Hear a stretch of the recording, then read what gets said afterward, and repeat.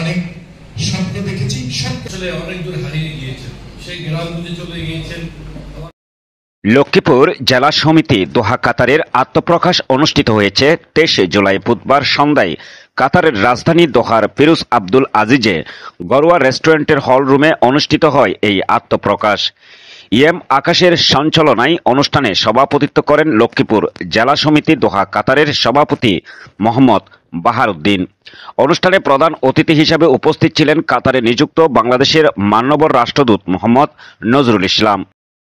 এ সময় বক্তব্য রাখেন উপদেষ্টা আনোয়ার হোসেন, গোলাম সারোয়ার কামরুল, ফাহিম হোসেন মিরাজ, হাসান আহমেদ, AKM আমিনুল হক, গোলাম মাওলা হাজারী সহ বাংলাদেশ কমিউনিটির বিভিন্ন স্থানীয় নেতৃবৃন্দরা। আত্মপ্রকাশ অনুষ্ঠানে লক্ষ্মীপুরবাসীদের উপস্থিতিতে মিলন মেলায় পরিণত হয় অনুষ্ঠানের হল রুমে। এই সময় বাংলাদেশ কমিউনিটির বিভিন্ন সংগঠনের ও জেলা কমিটির সভাপতি সহ বিভিন্ন নেতৃবৃন্দরা যোগদান করেন আত্মপ্রকাশ অনুষ্ঠানে। বাংলাদেশের মান্যবর রাষ্ট্রদূত মোহাম্মদ নজরুল ইসলাম লক্ষ্মীপুর জেলা সমিতি দোহা কাতারের সকল নেতৃবৃন্দকে অভিনন্দন জানান বাংলাদেশ দূতাবাসের পক্ষ থেকে।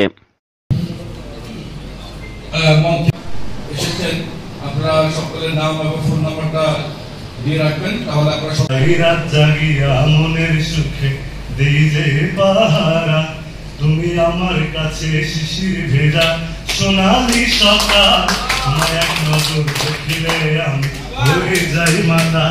রাত 7টা থেকে অনুষ্ঠানের প্রস্তুতি নেওয়ার কথা ছিল, কিন্তু লক্ষ্মীপুরবাসীরা ধন্যবাদ। আজকের আয়োজনটি তেমন একটি বড় আয়োজন নয়, কারণ অবস্থান করা সত্ত্বেও একটি ফরমাল প্ল্যাটফর্ম ছিল না। এই ফরমাল প্ল্যাটফর্ম হয়তো তার যে অভাব, সেটা হয়তো এই ওনাদের এই যে ওনারা যে সম্পাদনটি করেছেন পক্ষ থেকে আন্তরিক শুভেচ্ছা এবং অভিনন্দন। এলাকা থেকে এলাম, কে কোন রাজনৈতিক মতাদর্শ দেখা যাবে যে এখানে ঘুরে ফিরে পুরো কমিউনিটি আশা করছি আপনারা যারা এখানে আছেন তারা সবাই সচেতন। আপনাদের এই সচেতনতা যাতে আরো বেশি বৃদ্ধি